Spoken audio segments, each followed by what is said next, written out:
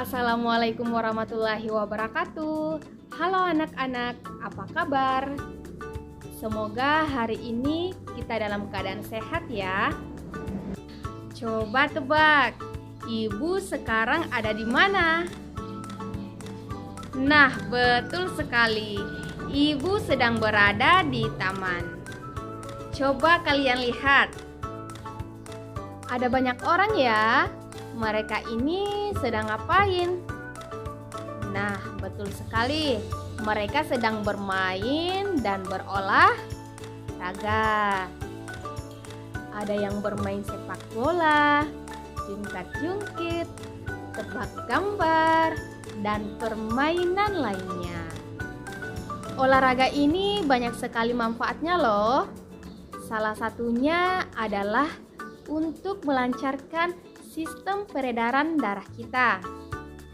Nah, pada kesempatan kali ini kita akan belajar tema 4, sehat itu penting. Subtema 1, peredaran darahku sehat. Pembelajaran 1. Untuk lebih jelasnya, yuk simak video berikut ini.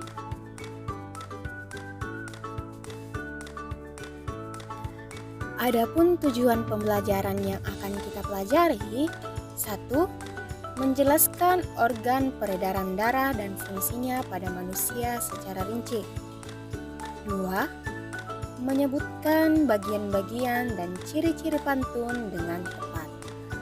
Sebelum kita memulai lebih lanjut dalam sistem peredaran darah, kita kenalan terlebih dahulu tentang organ-organ dalam sistem peredaran darah kita, yaitu ada jantung, pembuluh darah, dan paru-paru. Ketika mendengarkan kata kehidupan, dalam diri manusia sangat erat kaitannya dengan jantung yang berdetak. Pernah gak sih kalian penasaran kenapa jantung kita berdetak? Nah, orang hidup pasti jantungnya berdetak. Jantung yang berdetak itu untuk hidup. Kok semakin penasaran ya? Jadi gini, sebenarnya hubungan antara jantung yang berdetak dengan hidup keduanya berfokus pada sistem peredaran darah manusia. Untuk lebih jelasnya, simak yuk video berikut ini. Yang pertama, organ yang paling vital adalah jantung. Jantung berfungsi memompa darah ke seluruh tubuh. Jantung memompa darah dengan cara berkontraksi dan berelaksasi secara bergantian, sehingga jantung berdenyut, mengembang, dan mengempis. Jantung terletak di dalam rongga dada sebelah kiri. Ukuran jantung kira-kira sebesar kepalan tangan pemiliknya. Jantung tersusun atas kumpulan otot-otot yang sangat kuat yang disebut miokardium.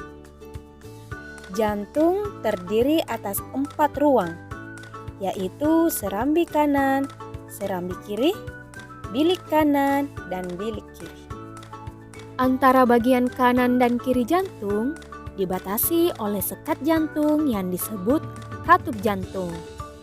Katup jantung berfungsi untuk mencegah bercampurnya darah yang mengandung oksigen dengan darah yang mengandung karbon dioksida. Otot penyusun bilik jantung lebih tebal daripada otot pada serambi jantung. Hal ini disebabkan tugas bilik jantung lebih berat. Tugasnya yaitu memompa darah keluar dari jantung ke seluruh tubuh. Kontraksi dan relaksasi pada jantung mengakibatkan terjadinya denyut jantung atau denyut nadi. Ketika jantung memompa darah ke dalam pembuluh nadi, pembuluh tersebut ikut berdenyut. Dengan demikian, melalui denyut nadi, kamu dapat mengetahui denyut jantung. Denyut nadi akan terasa jelas dengan menekan pembuluh nadi pada pergelangan tangan dan bagian leher di bawah telinga. Untuk dapat mengetahui denyut nadi, Ayo lakukan percobaan berikut. Coba kamu hitung denyut nadimu dengan langkah-langkah berikut ini. Tempel dan tekankan 3 jarimu pada pergelangan tangan yang lain. Temukan denyut nadimu. Hitunglah denyut nadimu selama 15 detik. Kemudian hasilnya dikalikan 4. Selamat mencoba. Yang kedua, pembuluh darah. Pembuluh darah merupakan saluran tempat mengalirnya darah dari jantung ke seluruh tubuh dan dari seluruh tubuh kembali ke jantung. Pembuluh darah terdiri atas 2 jenis, yaitu pembuluh nadi dan pembuluh balik. Pembuluh nadi disebut arteri, sedangkan pembuluh balik disebut vena. Pembuluh nadi atau arteri yaitu pembuluh yang membawa darah yang kaya akan oksigen keluar dari jantung ke seluruh tubuh. Pembuluh nadi yang paling besar disebut aorta.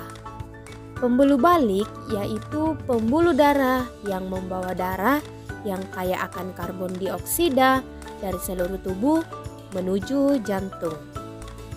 Pembuluh nadi dan pembuluh balik bercabang-cabang. Ujung cabang pembuluh terkecil disebut pembuluh kapiler. Pembuluh kapiler sangat halus, berdinding tipis, dan berpori. Dalam pembuluh kapiler ini terjadi pertukaran 2 zat, yaitu antara oksigen dan karbon dioksida. Panjang seluruh pembuluh darah manusia jika dihubungkan dari satu ujung ke ujung yang lain dapat mencapai sekitar 160.000 km.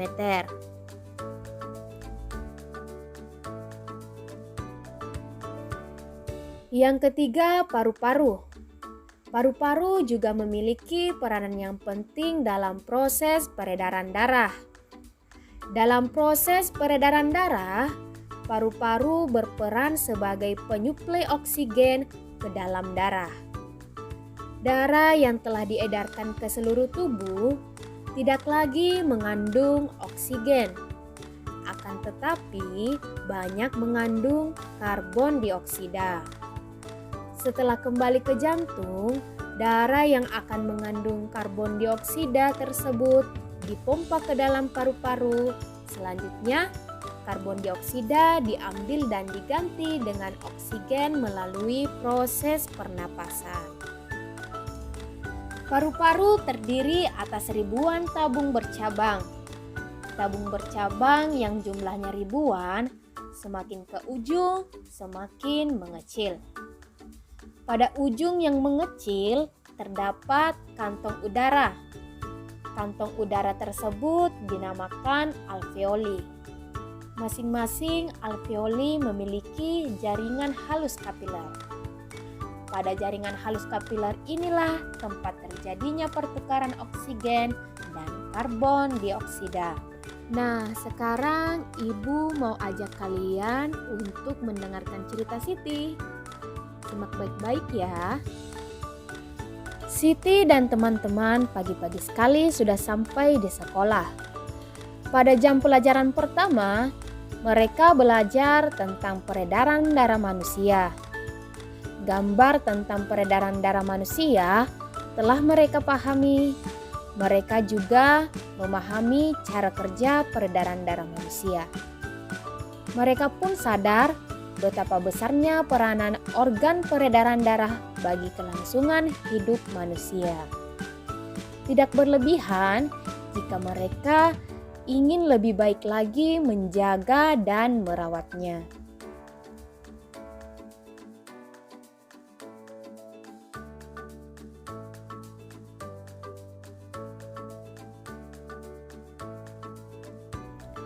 Tiba-tiba Siti ingin mengungkapkan rasa syukurnya kepada Tuhan Yang Maha Esa. Rasa syukur karena telah diberikan organ peredaran darah yang sehat. Rasa syukur tersebut diungkapkan dengan berpantun. Yuk kita dengarkan pantun dari Siti. Rambutku lebat, rambutku subur, tidak dapat dipasang jepitan. Tubuhku sehat, kuucap syukur, darah mengalir tanpa hambatan. Teman-temannya sayang Siti. Siti pandai berpantun, karena melalui pantun, seseorang dapat mengungkapkan kata hatinya. Seperti yang telah dilakukan Siti. Nah, untuk lebih jelasnya, yuk kita bahas apa sih itu pantun? Pantun adalah bentuk puisi Indonesia. Tiap bait biasanya terdiri atas 4 baris yang bersajak ABAB. Selanjutnya, apa saja sih bagian-bagian pantun? Nah, pantun terbagi ke dalam 2 bagian, yaitu sampiran dan isi. Pada baris pertama dan baris kedua pantun akan disebut sebagai sampiran. Lalu baris ketiga dan keempat merupakan isi dari pantun. Nah, selanjutnya bagaimana sih ciri-ciri pantun? 1. Tiap bait pantun terdiri atas 4 baris. 2. Terdiri dari 8 sampai 12 suku kata di tiap barisnya. 3. Pantun memiliki sampiran dan isi. 4.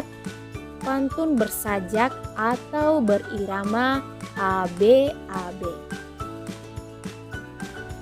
Nah, itulah pembelajaran kita hari ini. Semoga anak-anakku senang, lebih semangat, lebih giat lagi belajar. Dan semoga bermanfaat untuk kita semua. Dan sampai jumpa.